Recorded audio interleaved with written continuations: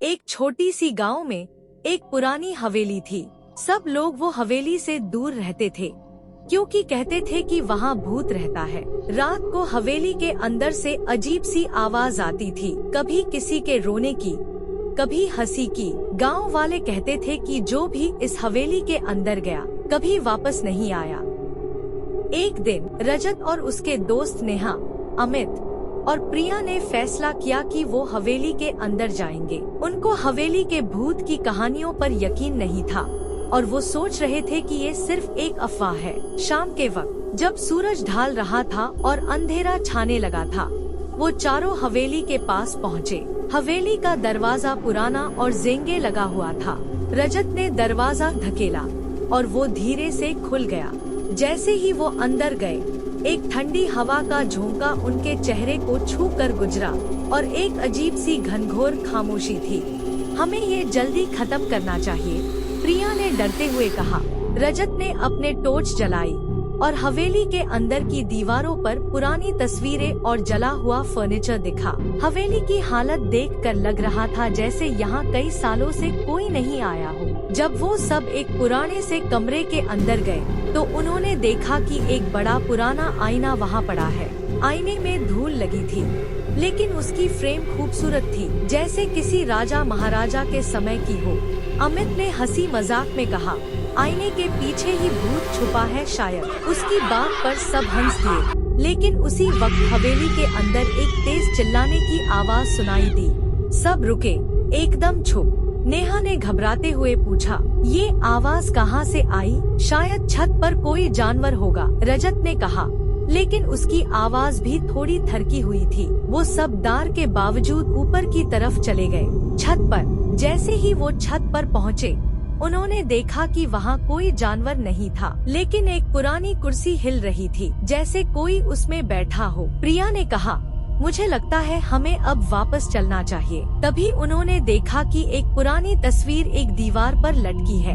तस्वीर में एक औरत थी, उसकी आंखों में कुछ अजीब सा था, जैसे वो उन्हें देख रही हो। ये तस्वीर कभी मैंने पहले नहीं देखी, अमित ने कहा। जैसे हाय अमित तस्वीर के पास गया, हवेली के अंदर एक और तेज चीख गूंजी। ऐसा लगा जैसे हवेली के अंदर कोई और भी था। नेहा ने कहा, चलो, भूत हमें डराने की कोशिश कर रहा है। लेकिन उसकी हंसी अब सच में डर के साथ मिली हुई थी। रजत ने तस्वीर के पीछे देखा और वहाँ एक पुरानी चाबी लटक रही थी। लगता है ये किसी छुपी हुई जगह की चाबी है, रजत ने कहा। चाबी को उठाते ही हवेली की दीवारें हिलने लगी, जैसे कोई बड़ी चीज जाग गई हो। चलो यहाँ से, नेहा ने जोर से कहा।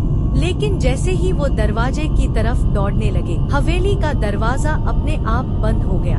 सब एक दूसरे को देखते रहे, डर के मारे उनकी सांस अटक गई थी। अचानक से तस्वीर वाली औरत का चेहरा तस्वीर से गायब हो गया।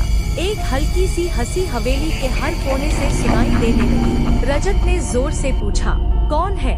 लेकिन जवाब सिर्फ हवेली की चीखों और हंसी में मिला। प्रिया ने कहा, मुझे लगता है ये हवेली वैसे ही श्रापित है जैसे लोग कहते थे। अमित ने दरवाजा तोड़ने की कोशिश की, लेकिन कोई फायदा नहीं हुआ। तभी उन्होंने देखा कि तस्वीर वाली औरत एक साये की तरह सामने खड़ी थी।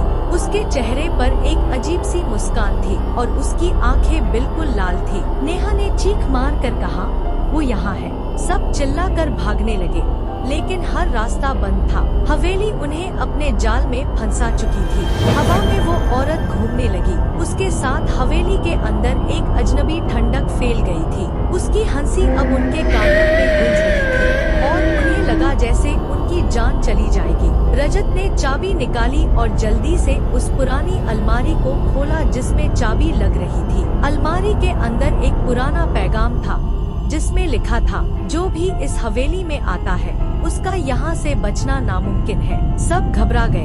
हवेली का सारा रास्ता बंद हो गया था और तस्वीर वाली औरत अब उनके सामने खड़ी थी। उसने एक आखिरी बार हंसी और फिर अंधेरा छा गया। अगली सुबह जब गांव के लोग वहां आए तो उन्हें हवेली के अंदर से कोई नहीं मिला।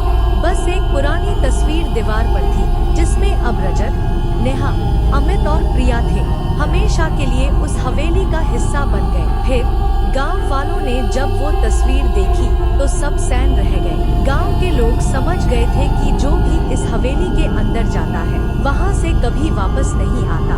लेकिन कुछ दिन बाद एक और अजीब बात हुई।